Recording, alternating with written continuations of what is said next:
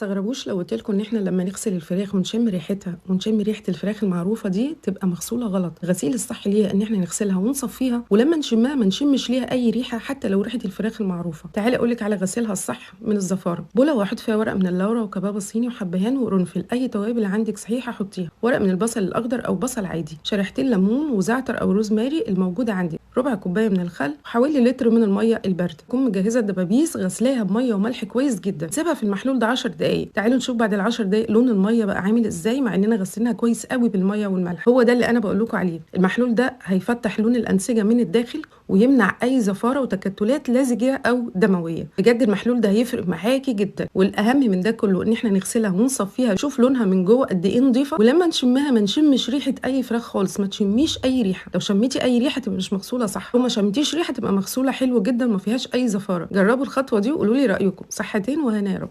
ما تصدقيش اللي يقول لك الدبابيس مش هتستوي، هتستوي وهنعملها باحلى لون وكبر متماسك. تابعي معايا واحفظي الوصفه عندك. جيبي الدبابيس او قطع الفراخ ونشيلي الجلد، نعمل فتحات بالسكينه تسهل التسويه. بقول احط ورق من البصل او البصل العادي واي توابل، حب وشريحتين ليمون وورق لورا، كوبايه الا ربع خل ولتر من الميه، ونحط الدبابيس فيها 10 دقائق. بعد كده هنشطفها. بوله كبيره هنحط فيها كوبايتين من الدقيق، معلقتين من النشا، معلقه صغيره من بيكنج باودر، ثوم باودر، بصل باودر، بابريكا وشطه وكركم وكاري، فلفل وملح. قلب تقليبه كويسه ونجيب 2 بوله ونقسم الدقيق تلت وتلتين. هجيب التلت الاول وهضيف بيضه واقلب، اضيف كوبايه من الميه واقلب، ممكن اضيف تاني، المهم يكون القوام بالشكل ده. احط الدبابيس او قطع الفراخ واسيبها مش اقل من 3-4 ساعات. بعد كده هاخدها واحطها في خليط الدقيق التاني اللي احنا كنا عاملينه، واضغط بايدي خفيف جدا عشان تعمل الطبقه المقرمشه اللي بنحبها. زيت غزير ويكون سخن وما تملوش الطاسه قوي. اول 5 دقائق حراره عاليه، بعد كده 7 دقائق حراره وسط. تحفه جدا ومستويه زي ما انتم شايفينها، وقلبها فاتح، طريه وجميله جدا. جربوها وصحتين وهنا. ما تنسوش تقولوا لي عايزين الوصفه الجايه ايه.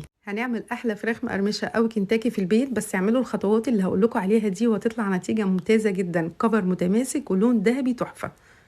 اول حاجه الكفر، لازم نعمل قطع الدجاج كفر متماسك، لما نمسكه كده او نيجي نقليه الكفر ما يقعش منه، وده هيدي نتيجه ممتازه جدا حتى بعد القلي.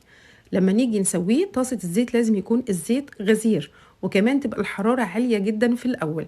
ولما اجي احط قطع الفراخ سواء دبابيس او قطع فرخه كامله، ما ينفعش املأ الزيت بقطع فراخ كتير. ليه؟ هتسحب لي حراره الزيت كلها، فبالتالي الزيت هيبرد وهنلاقي الكفر وقع منها. اول 5 دقايق تبقى الحراره عاليه، بعد ال5 دقايق اهدي النار مايله للوسط. هتاخد بعد ال5 دقايق الاولانيين حوالي 7 دقايق كمان. بصوا هيبقى لونها تحفه جدا. لو جربتوها بالخطوات دي هتاخدوا كفر متماسك ومقرمش كريسبي جدا، اللون اللي احنا بنحبه، والطعم كمان. جربوا الطريقه دي وصحتين وهنا يا رب.